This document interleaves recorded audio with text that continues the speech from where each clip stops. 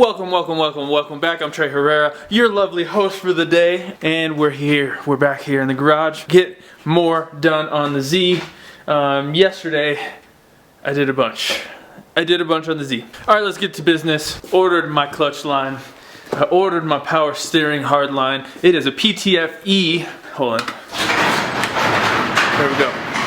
2 parts away from being able to drive this thing. The first part would be clutch line. I don't have the hydraulics hooked up. It will be here Saturday. Once it's here on Saturday, I'm gonna go ahead and get all of my clutch bled, make sure everything works, and then we should be able to roll. The other thing I am lacking is my power steering line. The line I had previously was a AN fitting -6 PTFE braided power steering line. So it's like super high pressure line to connect you know, the factory GM power steering pump to the 300Z steering rack. With all of that being said, once those 2 parts are in, we are going to be able to take this thing out for the first drive, and I am so excited. The unfortunate part about right now is it is snowing outside, so I just got to finish all the little stuff that I can. The other thing I did not update you guys on, I just went to work, and this was yesterday and the day before, is I did the mid pipes. So from the headers to pretty much about 6 inches past the tail shaft of the transmission.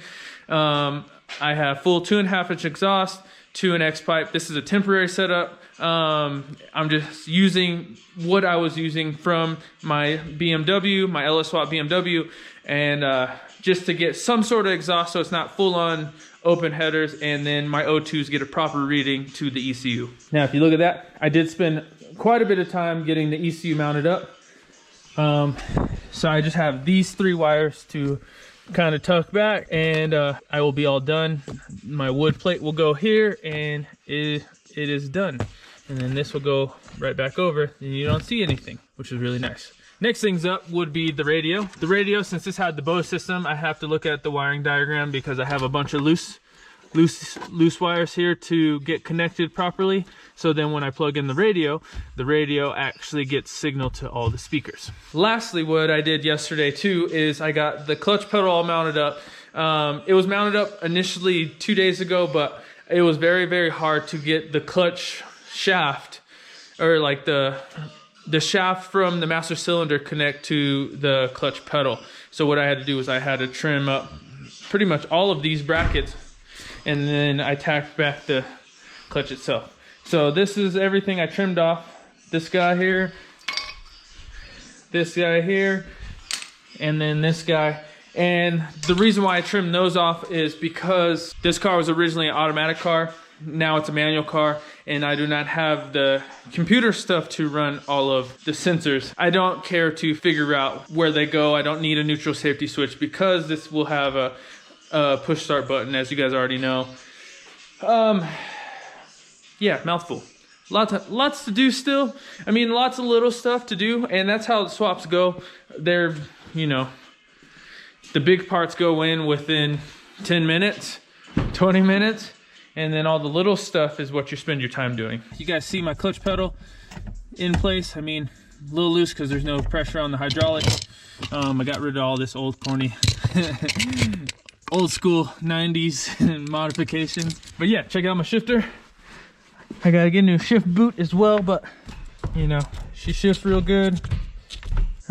She's getting cleaner. A lot of stuff is put back in order here. So now all we have to do is address these guys, which is not a whole lot. All right, guys, I gotta drill a hole. So these were pretty much the original alarm system. The car didn't have an alarm system when I got it. So what I am going to do is actually use these for, most likely this will be the starter, and then I'll have my fans right here, and then, okay, so since there's a lot of wiring messed up on this car, I'm gonna have to rewire a lot of things. This is for the radio. This is pretty much all my plastics for the radio and the HVAC system on the car. First thing I'm gonna do right now is I'm actually gonna drill these slightly bigger so I could put my push start button here, and then also my fan switch. And then I need to get gauges because I am not getting a 12 volt constant to my tack signal. So I'm gonna figure it out right now, but if worst case scenario, if it doesn't work, I'm gonna put it right in here and do some pretty much like a gauge pod. So, you know, have my battery voltage, oil pressure, and then maybe a tack of some sort, or, you know, just an idea right now, but something to that effect in the future.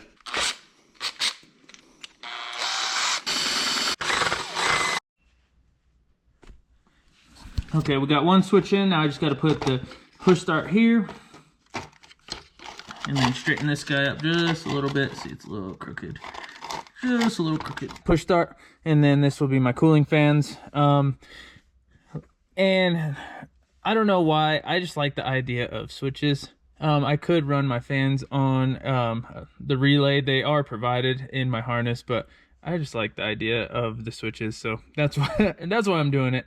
But yeah, so I'll get these all tucked away. I just gotta tuck the harness back quite a bit, but we are on the home stretch, guys.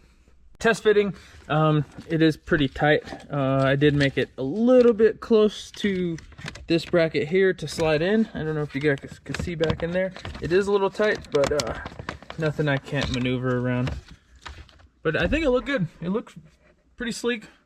Now just kind of to finish out this radio. This radio was really, really bad. So I'm gonna look up the diagram and start wiring that back.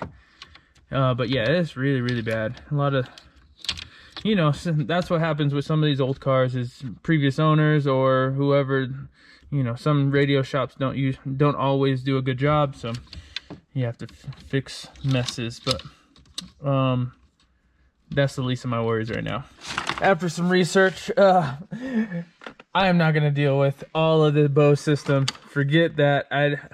I honestly forgot that these cars had an amplifier for each speaker. So I'm actually just going to cut all of this away, and I'm going to run my own speaker wires and just make it, once again, as simple as possible. Just like your standard radios nowadays, as simple as possible. So yeah, so all of these, I'll give you guys a quick rundown. Pretty much each of these have a power and a negative and a signal wire for the amplifier. So each signal wire has its own positive, negative. They all have their own different colors, hence why there's so many wires here. Yeah, I don't want to deal with all this. I just want a simple system that works. And like everything else in this car, it's overcomplicated. I'm going to simplify this whole thing for my benefit. I don't plan on ever selling this car. All of this is going away. We're gonna run our own speaker wire to each unit. Most likely I'll have to get some new speakers, but at least the hard work will be finished, and I could go from there. Other than that, I am gonna reinstall my dashboard here, and then worry about tying up the rest of my wires besides the radio head unit. So that gets a cut. Just cut it back, so you know, just in case these get a you know, any kind of power. These open wires we're gonna cut. But yes,